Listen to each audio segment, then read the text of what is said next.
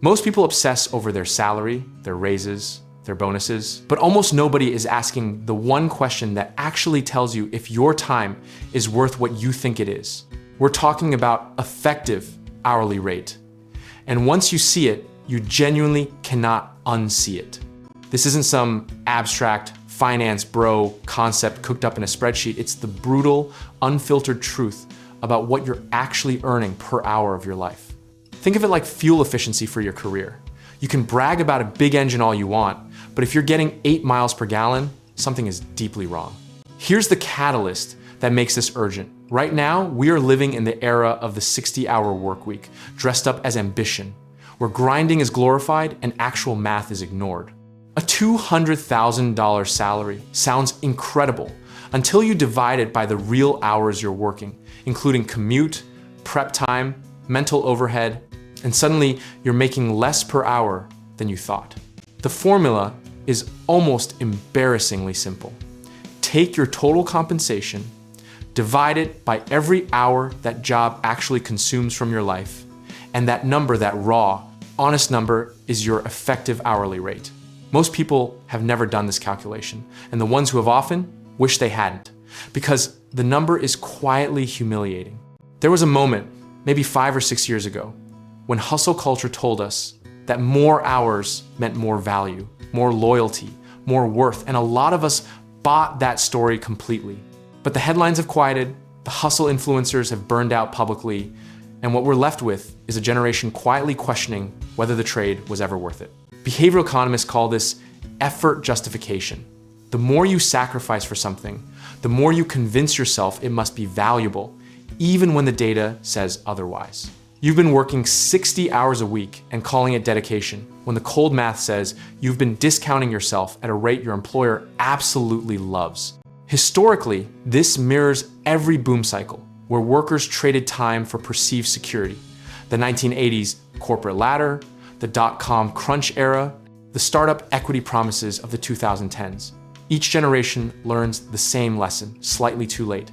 Time is the only non-renewable resource, and no vesting schedule gives it back.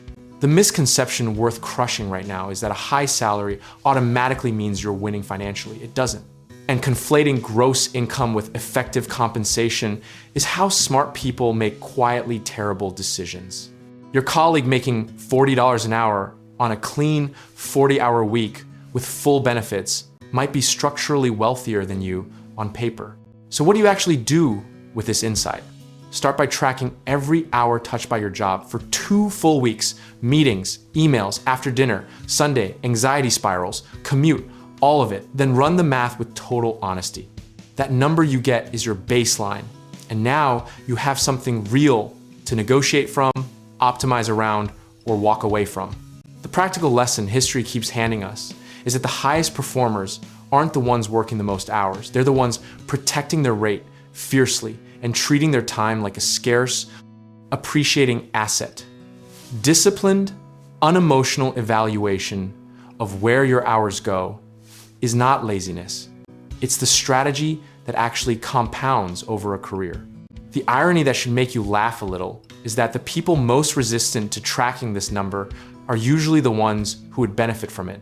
Most high earners in demanding roles who have convinced themselves the chaos is just part of the job. It is part of the job, and that's exactly the problem worth pricing. Effective hourly rate also reframes every opportunity you evaluate going forward, that side project, that promotion, that consulting gig, because now you have a benchmark that protects you from accidentally working harder for less. Position sizing your time is just as important as position sizing any financial investment.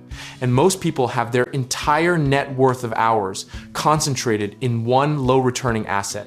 At its philosophical core, this is about deciding what your finite hours on this planet are actually worth, and then having the discipline to act accordingly, not perfectly, not rigidly, but consistently and with intention.